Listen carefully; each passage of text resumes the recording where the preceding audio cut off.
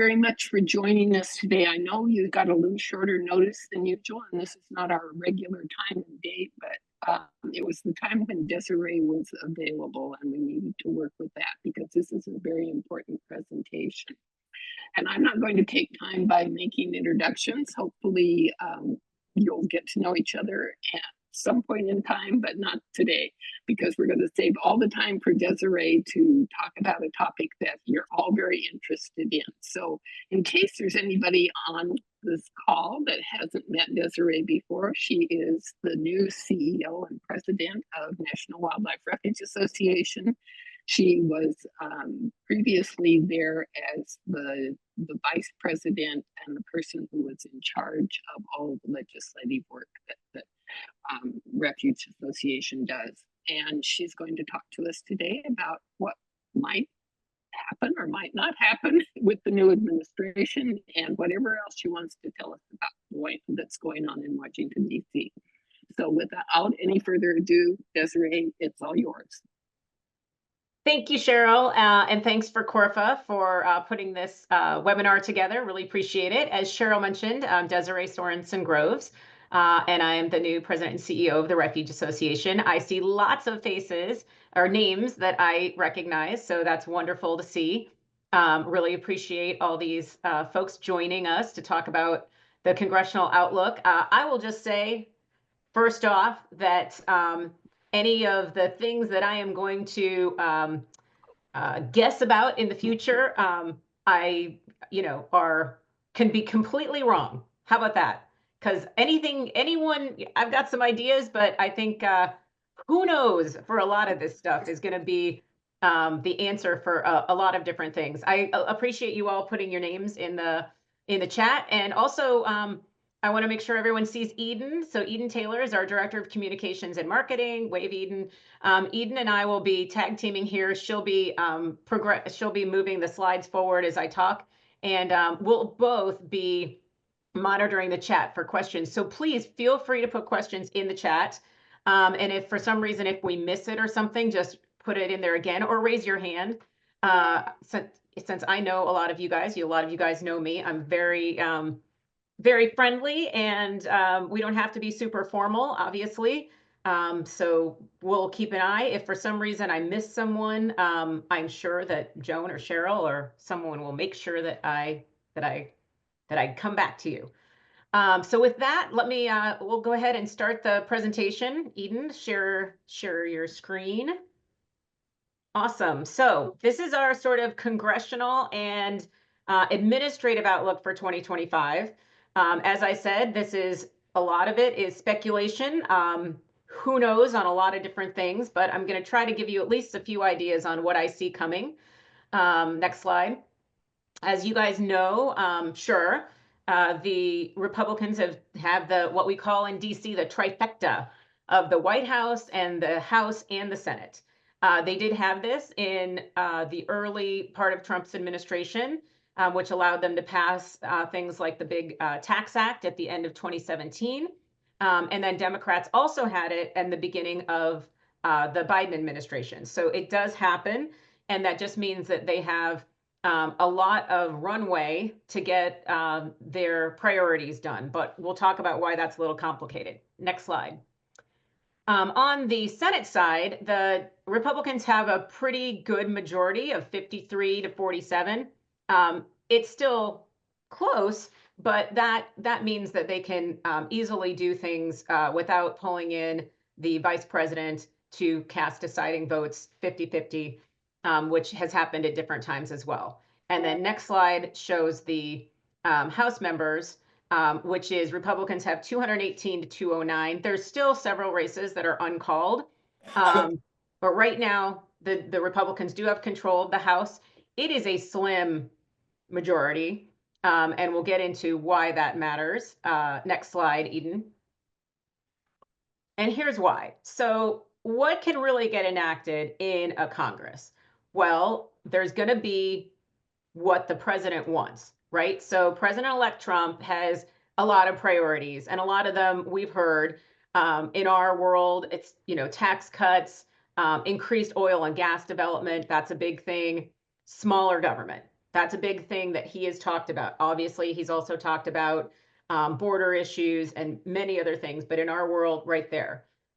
What can Speaker Johnson pass? So Speaker Johnson has retained his leadership position, and he has a majority, but it's small. So he's going to have problems on his right flank. So think of Marjorie Taylor Greene, Matt Gaetz. They torpedoed a lot of things that he was trying to get through in the last Congress. But then there's also GOP members who won in districts where Harris won.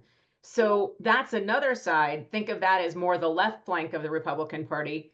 And they're not going to go along with really draconian things as well. So he's going to have a very interesting tightrope just to get simple majorities of issues across in the House. And then on the far right here, what can be done in budget reconciliation? So the Senate is always more complicated. While the House can pass things with that simple majority, the Senate will need 60 votes for almost everything except some judicial appointments. Like we know that the Supreme Court justice, those are now confirmed with just a simple majority. But you can do what's called budget reconciliation with a simple majority. And this, some of you guys remember, if there's anyone from West Virginia, I don't remember if there's anyone from West Virginia in the chat, but Bobby Byrd, Senator Byrd from West Virginia long ago created what's called the Byrd Rule, which means that anything in the Senate on a budget bill has to be deemed germane. So it has to do with the budget. So anything on a budget reconciliation, it has to be about making money, or it could also be about losing money, but it has to be about money and the budget. So for instance, in 2017, the Senate passed this huge Tax Cuts Act. And in the tax cuts, there was also a provision to open up the Arctic National Wildlife Refuge to oil and gas drilling. Well, that was germane because it was supposedly adding revenue to the budget. If you guys will recall, that actually didn't raise money. In the end, it's actually the federal government went in the hole on that, but it has to do with the budget. So it was able to be attached to that. It was used, the budget reconciliation was also used like in 2009 with Obamacare. So healthcare has been used because again, it has to do with money. It's been used for most recently the Inflation Reduction Act. Now that was Senator Manchin's big bill, which he worked on with President Biden. And that just needed a simple majority of 50 votes. So there's both sides of the aisle, Republicans and Democrats, over time have sort of pushed the envelope on what can be deemed germane. And the Republicans have already said, I heard Majority Leader, or soon to be Majority Leader Thune, talk about how he's going to push the envelope next year on budget reconciliation. It's going to take them a few months to pull this together on what that could be, but I would look for a bill probably in late spring, early summer. Could be sooner, but I would look for that. So what are likely topics? That's what I have in the far right corner of the screen. Certainly tax cuts. We've heard that the Trump administration would like to, for sure, extend the tax cuts from 2017. For sure, appropriations cuts, and we'll talk more about that and how it could impact the refuge system. The Endangered Species Act could be on there. How could they rewrite pieces of the ESA? It has to do with budget. Permitting reform. That is how you permit for both oil and gas, like extractive energy, but also green energy. And they're also talking about putting some border issues on this and talking about how border is economic, the border of our border, so immigration. So lots of different things, but they're going to try to put as much as they can onto a budget reconciliation bill. Next slide. Presidential appointees. Now, this is a fun one. What we know so far, there's a lot. And next slide there, Eden. I haven't put everything, but okay, so the proposed Secretary of the Department of the Interior is North Dakota Governor Doug Burgum. And he ran for, he was in the presidential primary, which, if you watch that at all, got to know him.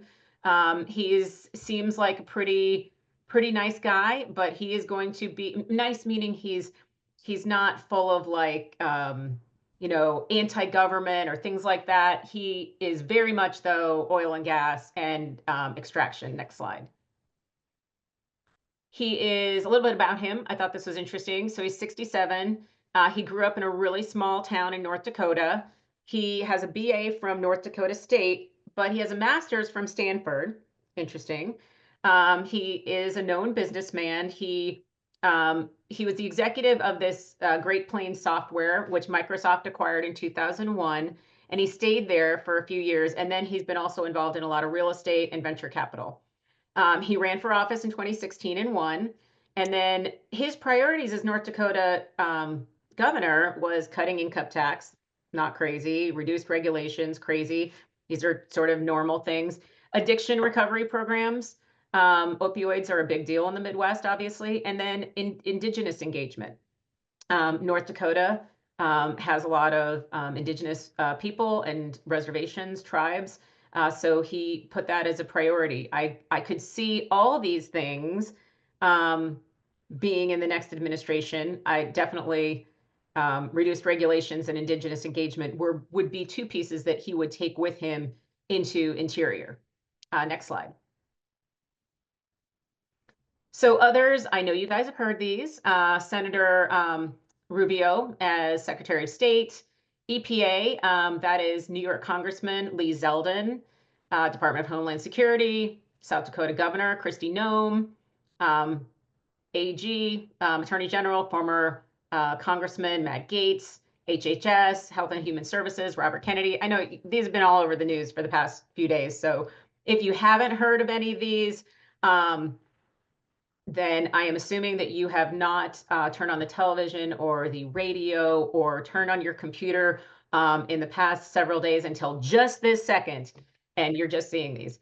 I'd say what I've heard from incoming Majority Leader Thune, he is from South Dakota, he said that they're going to go through normal order to confirm all these. So that means they're going to have hearings. The hearings for these will start as soon as Congress convenes. The next Congress, which is the 119th Congress, will convene on, I think it's January, it's either 2nd or 3rd. They come in, they convene, and they will immediately start hearings before inauguration for all of these.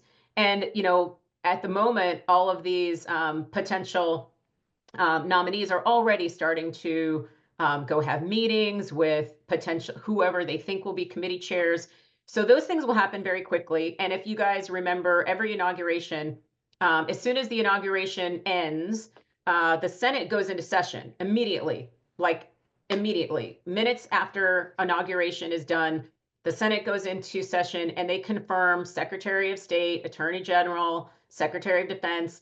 Those are things that they do immediately to secure the security of our country. So they do those very quickly. Interior, I do not think would happen for several weeks after the inauguration. It's lower down on the, on the priority list. But the fact that it's already out there, before Secretary of Education, for instance, means that it's definitely as a priority for the incoming Trump administration, probably mainly with that oil and gas stuff. I think will happen pretty quickly. Now, when asked about recess appointments, and you guys have probably heard about this, everyone's asked Senator Thune, will you do recess appointments? And that means that the Senate has to adjourn, and it has to adjourn for a certain amount of days. I think it's 10 days. And then that nomination immediately it's confirmed as a recess appointment. And I believe it's good for a year. But you could also have people who are acting and you could never confirm them. That did happen in the previous administration. Interestingly, I don't know if you guys remember this, in the Fish and Wildlife Service, for a little while, there was some of you know Jim Kurth. Jim is on our board now, but at the time he was deputy director of the U.S. Fish and Wildlife Service, and he was acting director of the Fish and Wildlife Service for a little while. at the beginning of the Trump administration last go around. And in a weird thing, they made him sort of acting with the authority of the director. So the director at the time couldn't sign things because he was not a biologist. So Jim Kurth was actually signing things with the authority of the director. So it was a very, very odd situation, and we could see things like that happening in a lot of different places across the government. Next slide.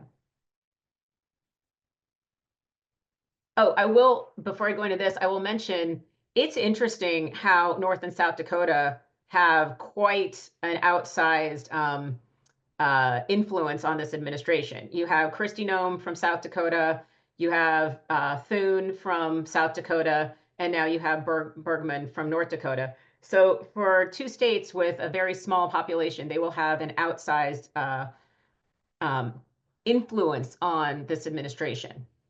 Now, the other one that you guys have, I know you've heard of, again, unless you just turned on your computer, non-government advisors, Elon Musk and Vivek Ramaswamy. Those two folks, this will not be a government agency. This is the Department of Government Efficiency. And I was just listening to the news a couple of minutes ago, right before this, as I was eating lunch, and Vivek Ramaswamy was on talking about how they are going to cut trillions of dollars. Elon Musk has also talked about cutting $2 trillion from the budget. The budget that we have, the spending side that like appropriators deal with is 1.7 trillion. So to cut 2 trillion annually, you would have to get into mandatory spending, which is one of the things there, Social Security, the biggest hot button issue that is mandatory spending. But you could also, I suppose, find savings from selling off government buildings, perhaps public land.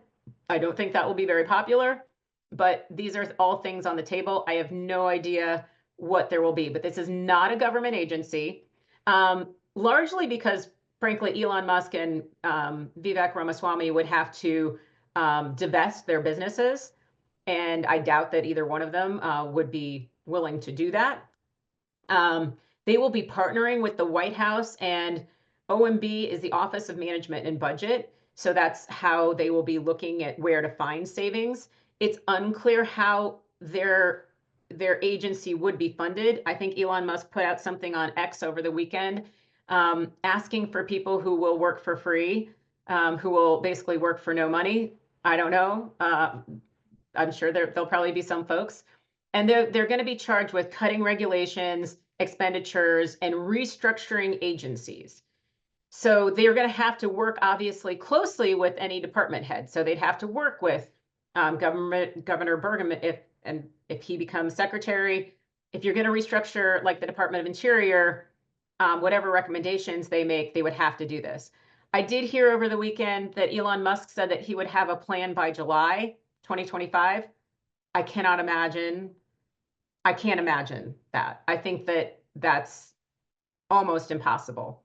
And I'm not saying that there aren't definitely places where you could probably find some good savings and that some of this is probably good to do. I know that we've all seen government waste at different places. I will just say the refuge system is not the place to balance the budget or find enormous savings. So we'll keep an eye on that. Next slide. So the Trump transition team, when I spoke to folks at the Department of Interior on Friday, there was no one from the transition team at Interior yet. Now, we were expecting people from the transition team to land in the agencies the day after the election. So it was pretty surprising that the transition team hasn't like signed MOUs with existing agencies is one thing that they do. So that was interesting. So I guess we'll find out if that is going to happen. I don't know if it's happening already in other agencies. A lot of things that you've probably heard about also on the news is this Schedule F. And Schedule F is sort of a euphemism for firing a bunch of government employees.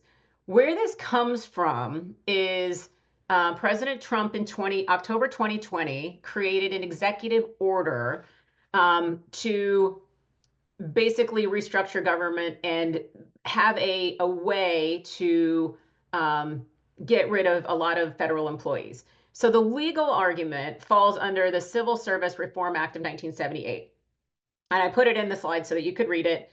It exempts from civil service protections federal employees whose position has been determined to be of a confidential, policy determining, policy making, or policy advocating character.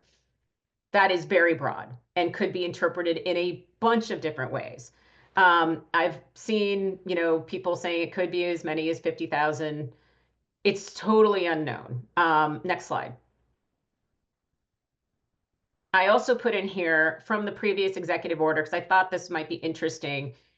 These are some characteristics of jobs that may fall underneath this Schedule F. There is no such thing as Schedule F until this executive order, by the way. So there's not like some, bureaucratic like world where the Schedule F is. This is just an executive order that happened and it was created. So these are some things that I'll just read that could be a reason that you could, if you're a government employee, you could be put on this Schedule F. You have substantive participation in advocacy, development, or formulation of policy, especially regulations and guidance. Substantive policy-related work in an agency or component that primarily focuses on policy. The supervision of attorneys. Substantial discretion to determine how agencies exercises functions committed to it by law. Working with non-public policy proposals or deliberations. Directly reporting to or regularly working with an individual appointed by either the president or an agency head paid at the GS 13 level or higher. So there are some of those in the refuge system in the field, but most of those are going to be in regional offices and the Washington office. And then there's like collective bargaining. There's a lot of various things here, but I guess when I look at it, I think that the vast majority of these, what would be deemed Schedule F, are probably going to be in the Washington office of the refuge system and the Fish and Wildlife Service, probably in regional offices, probably less so in at actual refuges, but you never know. Obviously, policy is, refuge managers have a lot of autonomy, and they are interpreting policy every day in their day-to-day work. And if I remember right, there's not a lot of 13s in the refuge system. There are a few. I see a few former Fish and Wildlife Service folks here, like Paul Tech, who's on our board. If any of you remember, like I'm pretty sure like Upper Miss is one that's a 13. I don't remember, but there's not a ton. But if any of you former Fish and Wildlife Service folks remember, feel free to put it in the chat of certain places where Upper Miss is a 15. Thank you, Tom. I knew that there was a couple. So those are highly coveted. And so there's definitely going to be a few then 13 or higher. Next slide.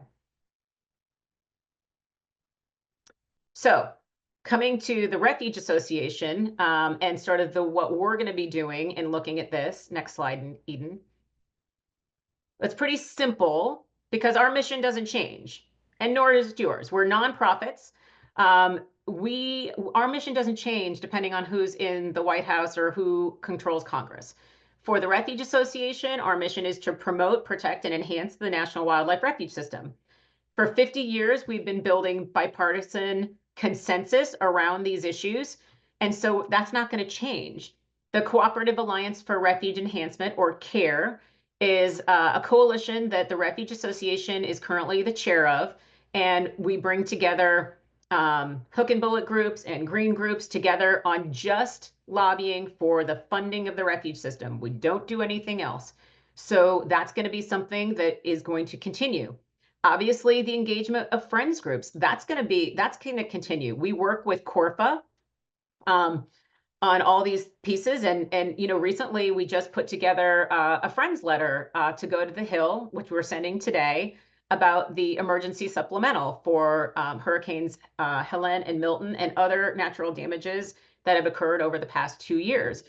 So we're going to need your help more than ever in not just things like the supplemental, but going forward and advocating both within the agencies and with Congress as we move forward. Next slide. Where might we find common ground with the incoming administration? Well, big six priority public uses of the refuge system are one that comes to mind: hunting, fishing, wildlife observation, photography, environmental education, and interpretation. In the last Trump administration, hunting and fishing was a big priority. I don't think that will change, but that's a priority use of the refuge system. So that's the kind of thing that I think we can expect. The urban refuge program, I don't know if this will be a priority in this administration. It was in the first Trump administration. And my own thinking is that it will be in this one because President-elect Trump made a lot of inroads with people of color. So 1 in 3 people of color voted for President-elect Trump. I think that the campaign side of the Trump administration will want to continue that and further it. The urban program could be a way that they see to do that. I also put getting Americans outside. I shouldn't have an apostrophe there. Outside for healthier lifestyles. One thing that Robert Kennedy has talked about is trying to figure out ways to get Americans more healthy. Regardless of what you think about Robert Kennedy, I think that makes sense. And I think talking about getting people outside will be a component of his work at HHS, but also could be work for the Department of Interior. And so I could see the refuge system and the Park Service being a place of promoting a healthy lifestyle. Get outside, go for a walk, go for a hike. I don't know. I don't think it'll be the top priority. I think the top priority will be oil and gas. But I think that there could be ways that we look at this. Next slide. So how can you help? Well, stay in the know so that you see everything, stay informed, and stay engaged. I hope that if you haven't, sign up for alerts with us so that when issues are coming up, that you'll help us with signing on to letters to Congress or to key administration officials. I'll say it may not be the most effective use of way to communicate, but it certainly still is effective.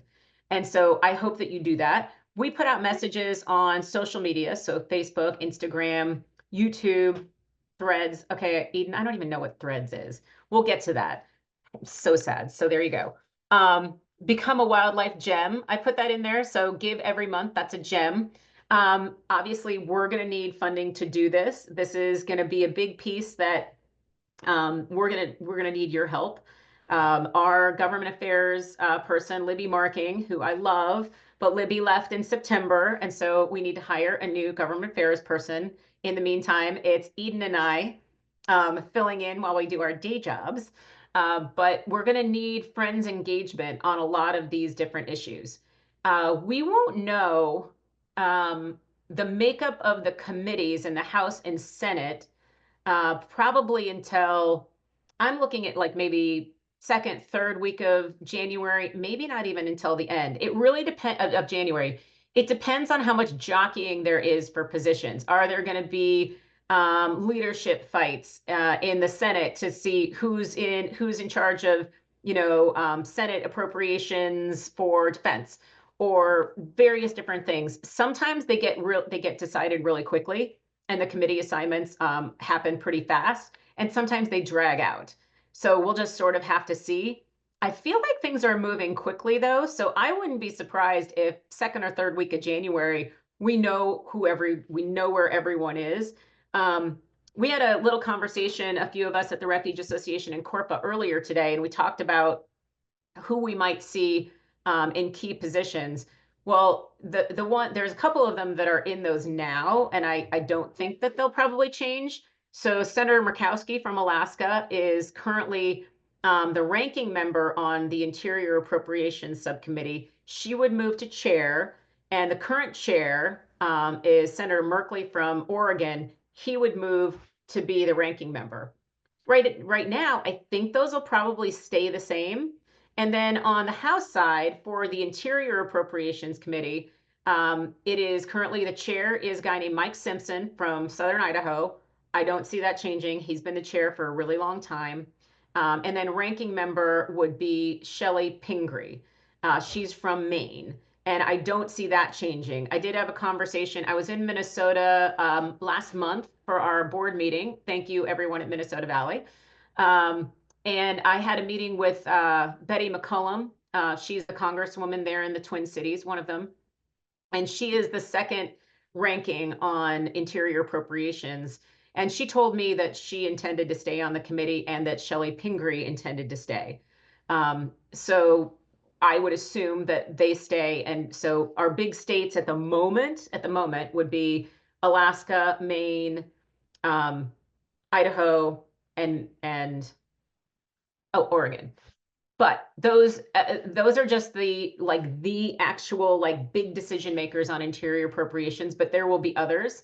And we're going to need, though, everyone, because we're going to need friends groups like from Florida weighing in with your Florida delegation so that they are weighing in with appropriators, and it goes up the line.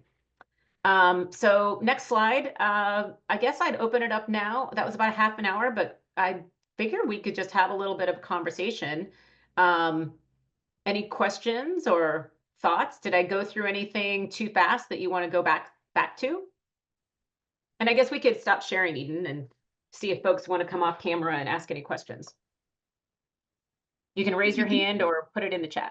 Yeah, you can either put it in the chat or raise your hand if you have a question. Mark, I see your hand up. You're muted. Mark.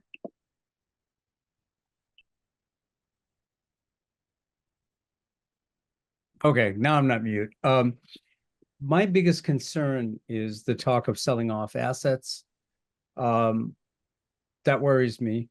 Any wisdom on that, Desiree? Yeah, I think that number one, it's really hard to sell off refuges, parks, and forests. It is much easier to sell off BLM. Just so you know, that is there is the FLTMA, which is the Federal Lands Transaction An exchange Management Act. Thank you. Yes. So the Bureau of Land Management is probably the most threatened, to be perfectly honest. and they've cut their budget by $500 million. Yep. Yeah. And you could enact legislation to sell off portions of the BLM. That did happen in the early 2000s. It was called the Southern Nevada Public Lands Management Act, or SNPLMA for short. But it took lands within the boundaries of the city of Las Vegas, and any BLM lands could then be sold, and then the proceeds were used for conservation. Now, that was a deal that Senator Harry Reid put together, but in this case, I would be looking for BLM lands to be sold for mineral extraction. But again, you would have to get congressional approval to sell off parks, forests, or refuges. You can't just do it. The executive branch, BLM would be a little bit, you could probably do it in slightly different ways, but you can't just sell off a National Wildlife Refuge. There have been times like when, what was it? The Puerto Rico had their big debt crisis. And there was actually members of Congress who wanted to sell off like the Vieques National Wildlife Refuge and use the proceeds of that to pay down Puerto Rican debt. So those things can be enacted into legislation, and we're just going to have to watch and see. I think the American people are not going to be supportive of selling off public lands. I just don't. I think across the board, we value public lands politically on both sides. And so I don't think it's going to be palatable, but that doesn't mean it won't be tried. The former BLM director under Trump, the first time, was a guy named William Penley, and he did try to do this. So I would assume that will probably come up again. Let's go to David Raskin, and then I'll take a question from the chat. Desiree, Grijalva is going to be replaced on his subcommittee chairmanship. Is that right? And if so, who's replacing him? Okay, so Chairman Raul Grijalva, he is he's the ranking member on the House Natural Resources Committee. Very important committee for the refuge system. He has been having some health challenges. He's from Arizona, and he has been sort of challenged by Jared Huffman, who is congressman from the Bay Area of San Francisco. He's a great champion of natural resources, Jared Huffman, as is Raul Grijalva. Grijalva announced last week that he was not going to step down as ranking member, and that sort of took Congressman Huffman by surprise because he thought that he had an agreement with Grijalva. Jared Huffman is a great guy, and Grijalva, they're both wonderful. So the fact that they're having this sort of public spat is interesting, but that is the way a lot of this stuff will sort of come about. All of a sudden, it becomes like a public spat of who's going to take over something. So at the moment, Grijalva will be staying on as ranking member. The chairman of the House Natural Resources Committee currently is a guy named Bruce Westerman from Arkansas. I think he will probably stay.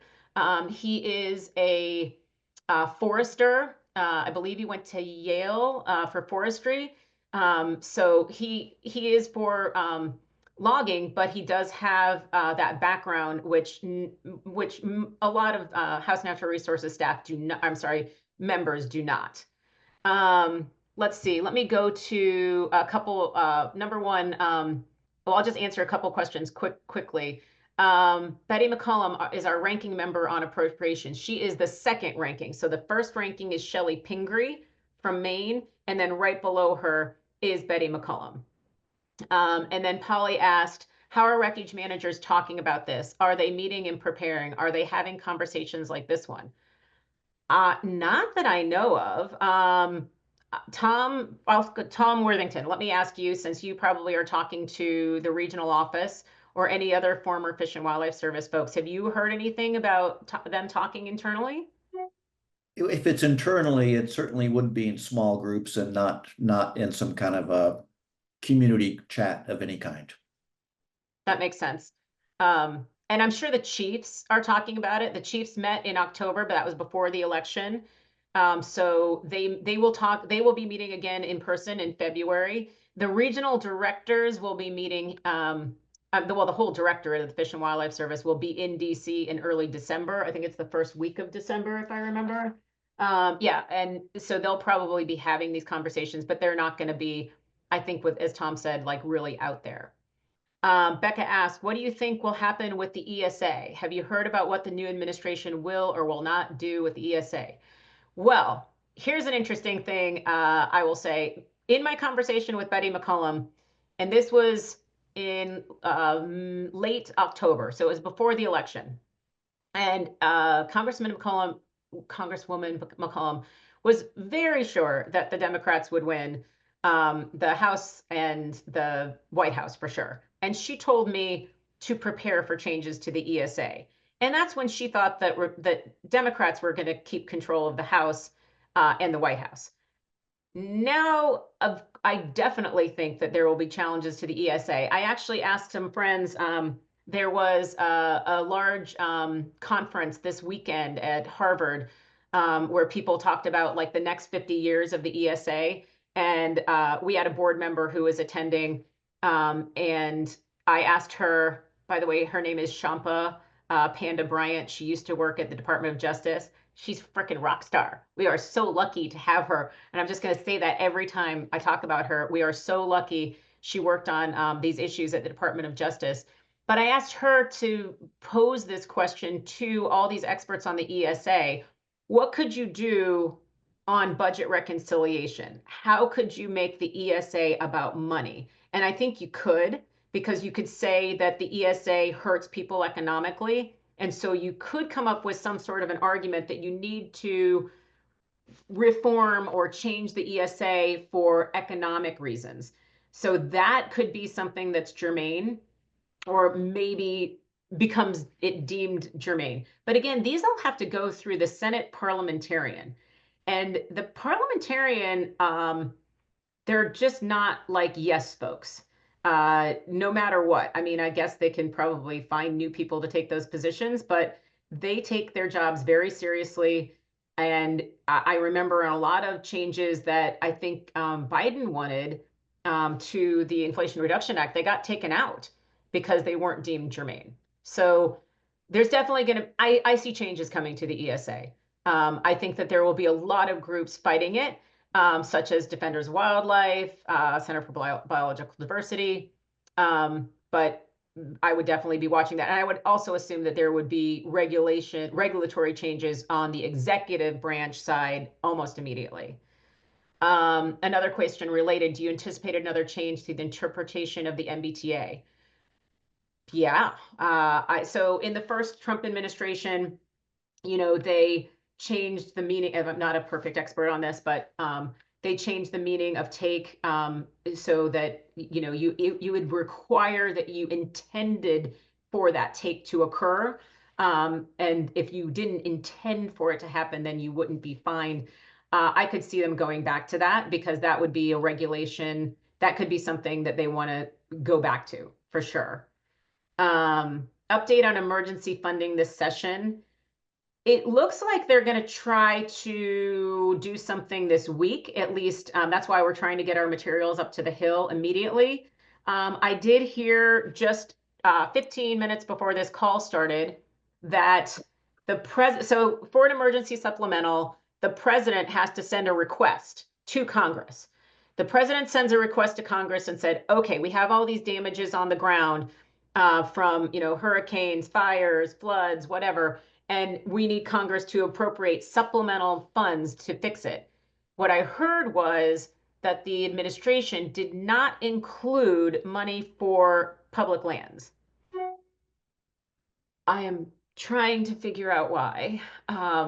We have detailed numbers from the Fish and Wildlife Service, but it could be that other agencies like the Park Service or BLM are not, they don't have accurate numbers yet. I just don't know.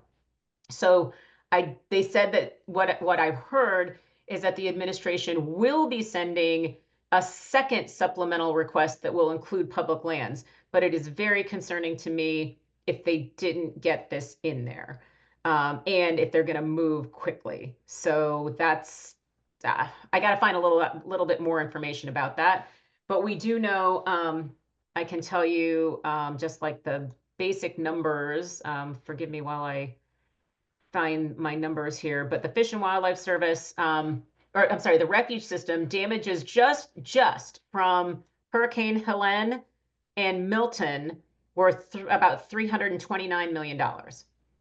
And the Fish and Wildlife, then there is additional money from other disasters that have occurred in the past 2 years since the last supplemental. So there's been I don't know if anyone is here from Iowa, but I know that they had a lot of straight line winds over the summer, did some severe damage to the Neil Smith Refuge. There's been floods, there's been fires, typhoon, I think, hit Guam. So any of those things, if Congress doesn't appropriate money to fix those, the Fish and Wildlife Service has to just try to fix them themselves from their annual appropriation. But their annual appropriation has been going down. So it makes it really difficult. How do you fix something? Well, I mean, just think about it. If you're living paycheck to paycheck and then maybe you don't have insurance, or you have insurance, but they won't pay out for your flood damage, you got to pay for out of pocket. So the insurance agency of the federal government is the federal government. There's, every building federal government owns doesn't have, all state insurance out there to do it. It is the federal government. And so the Fish and Wildlife Service, this is a difficult thing for refuges across the country to try to deal with these damages as they happen. So it's challenging if we don't have that. Again, I'm looking at my email while we're chatting. I just had asked someone about why this was happening, and this guy he's with the Trust for Public Land. He runs an appropriation group. We have lobbyists from a whole bunch of organizations across the sort of conservation space, and he said that he doesn't know why they didn't put it, but we're assuming that it's because other agencies didn't have their numbers all together. So Fish and Wildlife Service got their numbers all together. They've been doing a great job, but more than likely there are other agencies that don't. So they're doing it all together instead. I can take another question from the chat, or anyone have a hand raised? No, I don't see a hand. All right, let's see. Someone from the Shorebird Festival asked, do we have any materials to support volunteers that want to do advocacy at a state or federal level? Alaska Airlines has a deal that allows people to help or to get to Juneau for cheap during the state legislative season. That's interesting. You know, a long time ago here at the Refuge Association, we had a relationship with Southwest Airlines and got free plane tickets for folks to come to DC to lobby for the refuge system. That is definitely on my list to try to make that partnership again, but I don't know how fast that will happen. As you can imagine, I've got a lot of dueling priorities here at the Refuge Association. But one thing we did talk about with Corpa earlier today is trying to do some sort of a fly-in here to Washington, D.C., probably April, May, and we could even do a couple. So, but at the moment, that would be you guys paying for it because we don't have the money to do it, but we could help organize it. So we could definitely help convene everybody, provide some training, help get you guys all the instructions. So how do you set up the meetings here in Washington? And we could do it all at the same time. I think that would be incredibly beneficial. So as you guys are thinking about your budgets for your nonprofits for the calendar year 2025, I think it would be so helpful if you could budget sending 1 or 2 people to Washington, preferably, I think, in the spring. So depending on, we'll try to bring everybody together, say like March or April. Well, April or May. It's not going to be March. That's too soon. April or May. And that's totally in line in the right time frame. So if your organization could budget to send 1 or 2 people to DC at that time, it would be incredibly helpful. And this is certainly exactly what a nonprofit should and can do, or I should say can and should do. We often, way back when, Joan and I worked together at the Refuge Association, and we talked about the 3-legged stools of a nonprofit. You had the fundraising, you had the governance, and you have the advocacy. And all those 3 legs are the pieces that make your stool solid. Right, Joan? Did I say it right? Yeah. Oh, you're muted, but Muted. That's right, Desiree. great. Don't show me. I got one. Oh, hello, little girl. I was muted. There's Kenna, Hello. Alaska kid. Okay. Sorry, I had to have you guys do that. By the way, she's been working on refuges since she was in, well, not diapers, but certainly in tights. So there you go. Yes. Yes. Let's see, what else do we have? Pete Jackson asked, when might any negative impacts on the refuge system budget be felt? And then what grant proposals that are currently pending for IRA funding? So 2 pieces. The negative impacts of the refuge system are already felt. If your refuge is not experiencing that, you are one of the very lucky few. I've noticed just in the refuges that I've visited in the past month and a half, which are ones in Minnesota and ones in North Carolina, across the refuge system, refuges have lost about 25% of their staff in the past 5 years. So if you have a full staff, you are totally unique because everybody else is withering on the vine, we'll say. The shining sort of piece here is that the Inflation Reduction Act and the infrastructure bill and the Get Outdoors America Act, which is dealing with the backlog, have really helped agencies do other work. So do work like repairing infrastructure and roads, do climate resiliency projects, so like habitat restoration. But there are proposals to take that money back. So Pete, as you asked, if if the government agency has not obligated those dollars by January 21st, inauguration day, I would assume that one of the first things on day one, day two will be to start to rescind that money. It could be under an executive order to say that you will not spend any more money of that, and then wait for Congress to rescind it. Congress has to rescind it. So it's still on the books, but it could be an executive order saying thou shalt not spend that money. That could very well be. So the government agencies have been trying to obligate the money for a while now. And they've done okay, but it's a lot of money, and you want to also do good governance and obligate it for meaningful projects. Pete, did that sort of answer what you were thinking? Yeah, it does. I was actually, my first question I was referring to from this point forward. I mean, I'm well aware of the dire situation that the refuge system is facing budget-wise. I was thinking ahead, is it going to get even worse, basically? Thanks. Yeah, I will tell you, I think it's going to get exponentially worse and fast. The refuge system chiefs are already planning for what's called a RIF, or a reduction in force. So they are already doing planning internally on what like a 4% across the board cut would mean to them. And a 4% cut across the refuge system would mean that they would have to lay off people.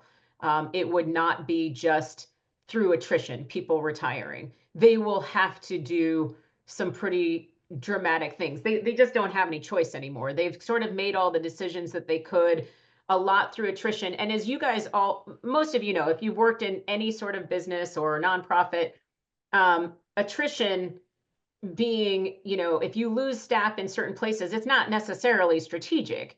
So, you can't okay, I lost someone, they retired, but I really need to hire someone over at this other refuge. You can't really do that. You've got to continue to hire the position that you lost.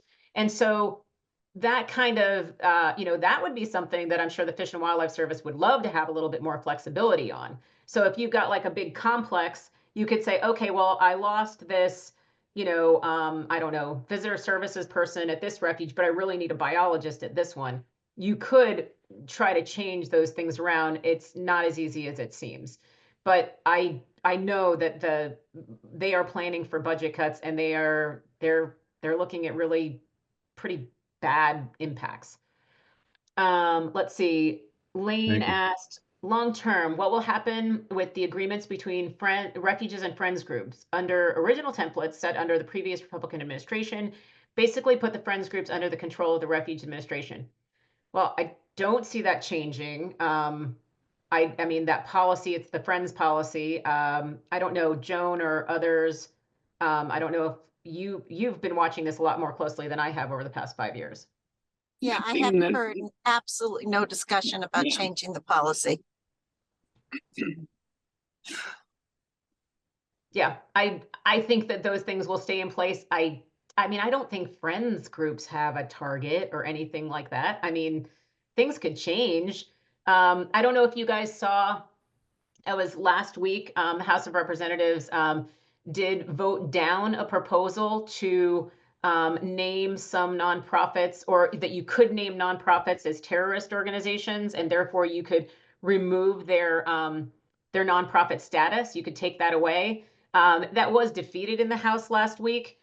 And there was a lot of green groups, I'm saying green groups, but they were very concerned about this, because you could say that a group like, I don't know, Sierra Club is a terrorist organization because they're like eco-terrorism. I don't know if that will go anywhere in a future Congress, but it's definitely something that we will be watching. Anything that sort of impacts nonprofit status is not something that we're going to be, we'll be very concerned about. And at different times, there has been efforts to, well, at one point, there was an effort to make nonprofits able to get involved in elections. And that had huge implications. That was defeated as well. Linda says, I feel that Friends of Neil Smith, this is in Iowa, are really unsure about what they can do about asking lawmakers for help. And it was the derecho damage this summer and caused the building to be closed. and cautious about putting refuge staff in a position where they could be asked questions about congressional staff. Well, here's the deal. Fish and Wildlife Service government employees can talk about the facts. They can talk about what has happened. Your visitor center has closed because of a derecho that went through. It cannot open. So they can talk about the facts that are happening on the ground. And I mean, I hope that they won't be stifled in talking about these things. I do think that there is going to be a fear of this Schedule F. And so I am concerned about our federal partners who are worried about losing their jobs, especially those earlier in their careers. I think those who are about to retire could probably care less.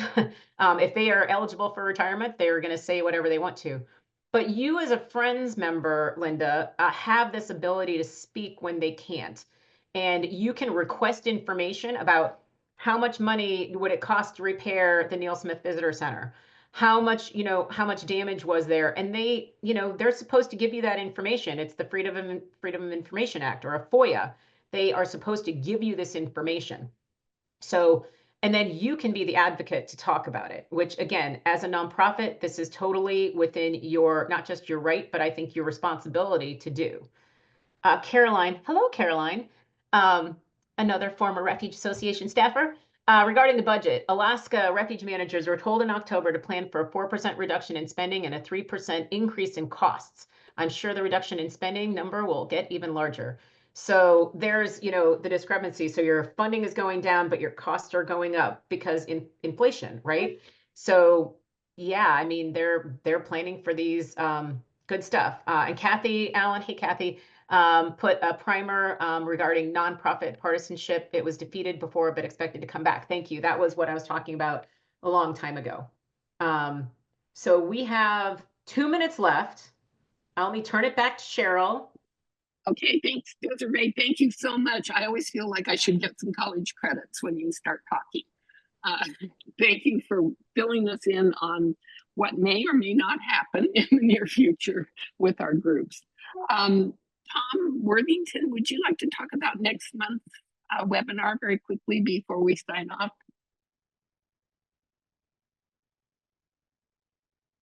Yes, thanks. We're going to have a webinar on something entirely different. The history of the Fish and Wildlife Service and refuges and fish hatcheries. We're going to have kind of a behind the scenes tour of some of our interesting archives at the National Conservation Training Center and at DC Booth National Historic Fish Hatchery. We've got Mark Madison, who's a service historian, to talk and show some of the artifacts. And we have representatives from the DC booth to show us some of the really interesting artifacts they have at this historic fish hatchery in South Dakota. So watch for that, middle December. I think it's December 18th. Is that right, Cheryl? I don't have the date in front of me, but it's fun and interesting and non-controversial. Thank you, Tom. And thank you again to Desiree and to Eden and to everybody who made this thing happen at the kind of the last minute. We're going to expect to hear more from Desiree shortly after the first of the year, probably about the end of January. So this will not be the last time you have an opportunity to learn from her. In the meantime, I hope everyone has wonderful Thanksgiving and enjoy family and friends. And we'll see you in December for a rather more lighthearted presentation on the history of the service at Fish and Wildlife and Hatcheries. So thank you everyone for attending, and Eden will have recordings and all of those slide decks and all those kinds of things in your email box before too long. Thank you. Thanks everyone. Happy Thanksgiving. Thanks everyone.